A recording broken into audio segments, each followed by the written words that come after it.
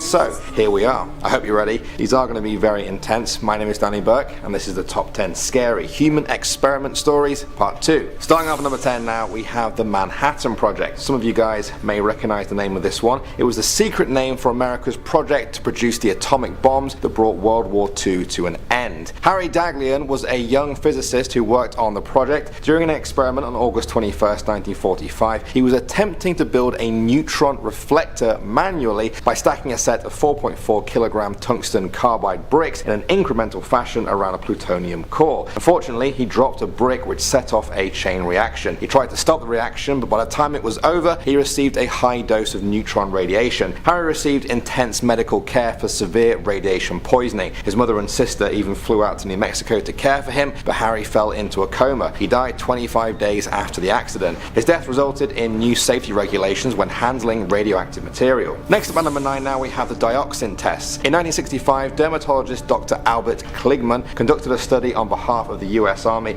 and some pharmaceutical companies. They wanted to know how human skin reacts to harsh chemicals, a process known as hardening. Most of the information about these tests has since been destroyed or just covered up. We do know that he described his patients as acres of skin to experiment on. We also know he used dioxin on them, the active ingredient in Agent Orange. This happened around the time the US was covering Vietnam with Agent Orange in an attempt to push the fight against the Viet Cong in their favour. To speed up the experiments, Dr. Kligman injected his victims with a reported 468 times the recommended safe dose of dioxin. After that, not much more has been uncovered. It's thought there are still about 70 of the patients out there still. Their identities and current condition unknown. Next up at number 8 now, we have Operation Sea Spray. In September 1950, the US Navy spent 6 days spreading the bacterium Surretia marcescens into the air about 2 miles off the coast of California. That bacterium lives in soil and water and is best known for its ability to produce a bright red pigment. This trait makes it useful in experiments because it's so bright, it's very easy to see where it is. The project was called Operation Sea Spray. Its aim was to determine the susceptibility of a big city like San Francisco to a bioweapon attack by terrorists. In the following days, the military took samples of 43 sites to track the bacteria's spread. They found that it had infested the whole city and all the surrounding suburbs as well. During a test, residents of San Francisco inhaled millions of bacterial spores. The military deemed the experiment a success. They got to see how far chemical warfare could spread, and anyway, they knew the bacterium wasn't harmful, or so they thought. People started getting urinary tract infections, and it was even linked to the death of a patient recovering from prostate surgery. This experiment wasn't even public knowledge until 1976, a full 26 years after the event. Moving on to number 7 now, we have Project MK Ultra. This is a particularly famous one you guys may have heard me talk about in a previous video. During the 1950s and 60s, at the height of the Cold War, the US feared that communist countries were using mind control techniques to brainwash US prisoners of war in Korea.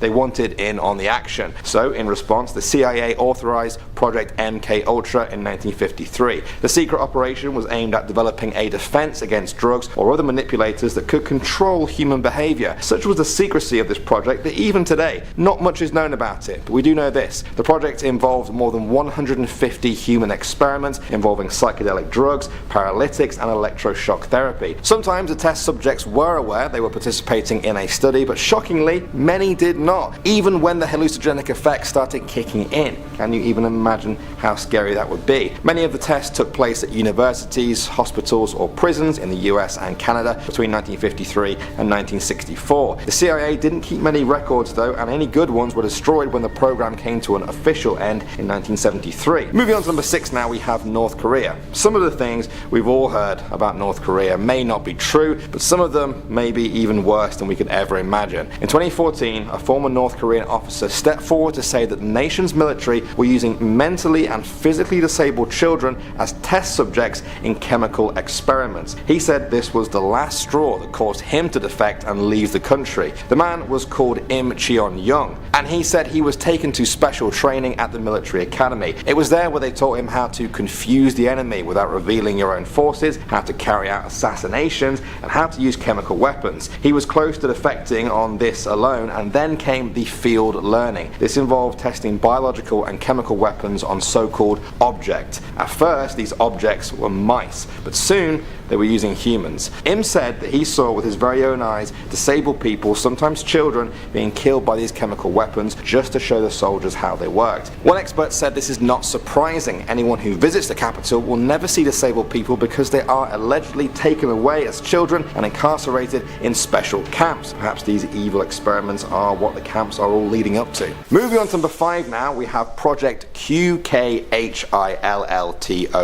This was a CIA project developed to study Chinese brainwashing techniques which they used to develop new methods of interrogation. The research was led by a man named Dr. Howard Wolf. Now, he was a researcher at Cornell University's medical school. Dr. Wolf requested the CIA provide him with information on imprisonment, deprivation, humiliation, torture, brainwashing, hypnosis, and more. Based on this, the team began to formulate a plan. They wanted to develop secret drugs and various brain-damaging procedures. According to a letter that he wrote, in order to fully test the effects of this, Wolf wanted the CIA to make available suitable subjects. Once they had provided these poor souls to test on, Wolf also detailed the next step his research team would take. They would then assemble, collate, analyze, and assimilate the information, and will then undertake experimental investigations designed to develop new techniques of offensive, defensive intelligence using a potentially useful secret drug. Basically, the whole thing is just the stuff of nightmares. I have no idea how this got through. Nothing more is really known about the test subjects, or victims as they are often referred to now. Moving up to number 4 now, we have Dr. Loretta Bender. This doctor has gone down in history for her experiments on children. She was a child psychiatrist who specialized in children believed to have schizophrenia. For almost 3 decades, from 1942 to 1969, she was a highly respected expert in her field. Her preferred choice of treatment was electroshock therapy. These days, the practice has been banned in most of the world as it's seen as ineffective, cruel, and borderline torture in some cases. Still, this was a different time, and that's what Dr. Bender did to the children. Her methods involved interviewing and analyzing a sensitive child in front of a large group of people. She would then apply a gentle amount of pressure to the child's head. The theory was any child who moved with the pressure was showing early signs of schizophrenia. These days, that's referred to as total pseudoscience, but it took a while to figure that out. By the time her treatments were shut down, Bender had used electroshock therapy on over 100 children, the youngest of whom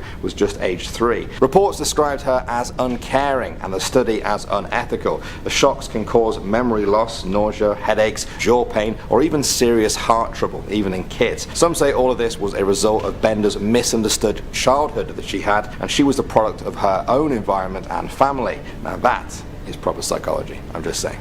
Moving on to number 3 now, we have the Burke and Hare murders. William Burke is a guy who has probably tainted my surname forever. Along with William Hare, these 2 men from Northern Ireland were famous grave robbers in Scotland. One day, an old man they knew died, and to cover his outstanding debt to them, they decided to sell his body for medical science. Edinburgh University gave them £7 and 10 shillings, a handsome sum in those days. With that, they were hooked. When another associate they knew fell ill, they couldn't even wait to see if he would die, and so they suffocated him in his bed. Again, they sold his body to the university for money. The killing spree began. The pair murdered and sold bodies almost as their full-time jobs. They killed an old grandmother with an overdose of painkillers. Hare even killed his own blind grandson by breaking his back across his knee. Eventually though, their whole operation was discovered when they got too sloppy. William Burke was hanged in front of a cheering crowd of over 25,000 people. Fittingly, after being put on public display, his body